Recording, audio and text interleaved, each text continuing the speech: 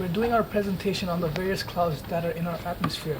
This presentation is done by Farabi Hassan, Mike Law, and Chris Nikolovsky. The topics that we're going to talk about are what are clouds, step to cloud formation, cloud history, and the different types of clouds, which are low clouds, middle clouds, high clouds, and clouds with vertical development. So what are clouds? It is a mass of visible water droplets, a field of condensed water in the air, forms when warm air cools down and condenses adiabatically. Formation is influenced by temperature, pressure, humidity ratio, and also the distance. So basically how are clouds formed? Adding water vapor into the air, mixing warm air with cold air, lowering the air temperature. These are the key components in cloud formation. So cloud history. In 1803, Loch Howard classified 4 main cloud types with Latin names. Cumulus means pile and describes heat and lumpy clouds. Cirrus means curl of hair and is used to name clouds that look like wispy locks of hair. Featureless clouds that form sheets are named stratus, meaning layer. Howard used the term nimbus, which means cloud, to name low gray rain clouds. So low clouds. The base starts at about 2,000 meters. It's about 6,000 feet. Normally recognized with the prefix or suffix of stratus. There are 4 types: stratus, nimbostratus, and stratocumulus. Fog is also considered a stratus cloud. Stratus clouds, so they are uniform grayish clouds, often cover the entire sky, resemble fog that does not reach the ground. There's no precipitation, but it might drizzle sometimes. So fogs, special kind of stratus cloud, one that is low enough to touch the ground, provides a good example of what clouds feel like. Allows to experience some of the conditions necessary for cloud formation, such as water vapor and cool temperature.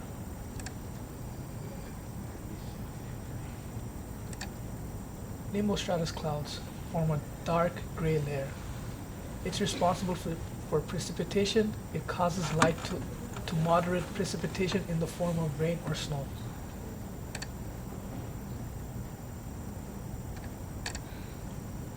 Stratocumulus clouds. They are low, layered, and puffy. Cloud cover tends to be mostly cloudy to overcast, but distinct cloud pieces are available. There may be areas of clear blue sky, but the clouds appear to be part of a large cloud system. These clouds are common in marine and coastal areas, sometimes accompanied by weak intensity precipitation.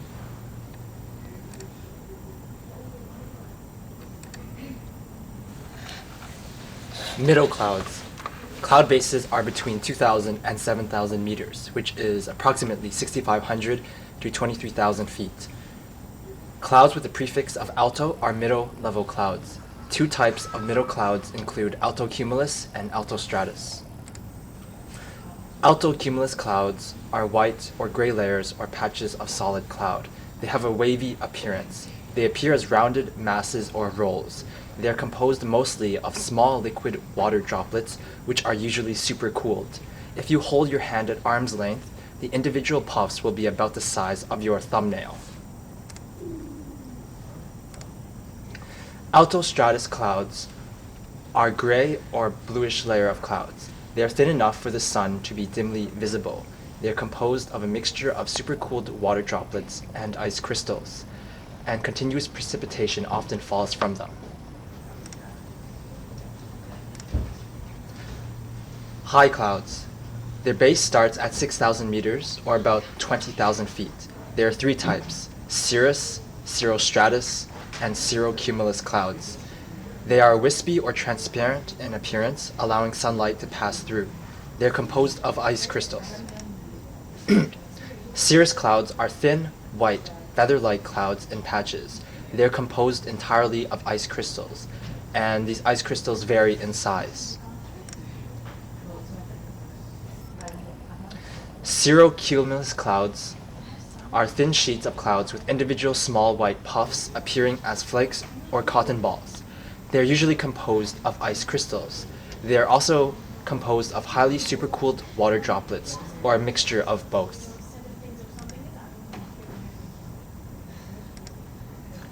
Cirrostratus clouds are thin and transparent. They are a whitish cloud layer appearing as a sheet. These high clouds are composed of ice crystals. They usually cover a large portion of the sky. Sometimes halos around the sun or moon are the only indication of its presence. Noctilucent clouds are also known as polar mesospheric clouds. The highest clouds in the Earth's atmosphere located in the mesosphere at altitudes of around 76,000 to 85,000 meters.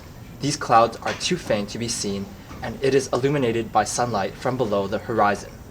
These clouds are recently discovered, and hence they are not fully understood. There is controversy that these clouds are linked to climate change, but it is not fully determined whether that is the case. Clouds with vertical development, normally recognized with the prefix of cumulus. Three types of vertically developed clouds are cumulus, cumulus congestus, and cumulonimbus clouds.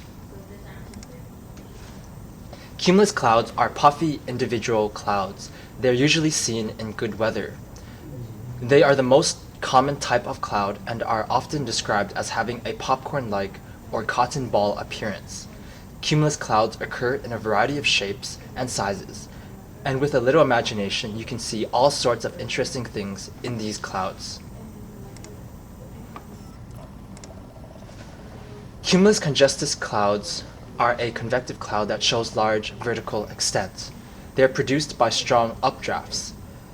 They do not reach the precipitation stage. Congestus is Latin for piled up. Congestus can show crepuscular rays.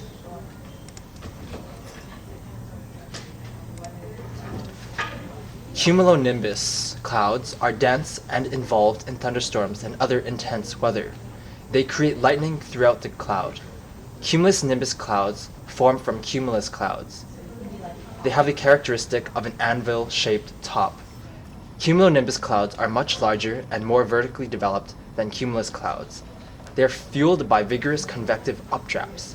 The top of cumulus nimbus clouds can easily reach 12,000 meters or approximately 39,000 feet.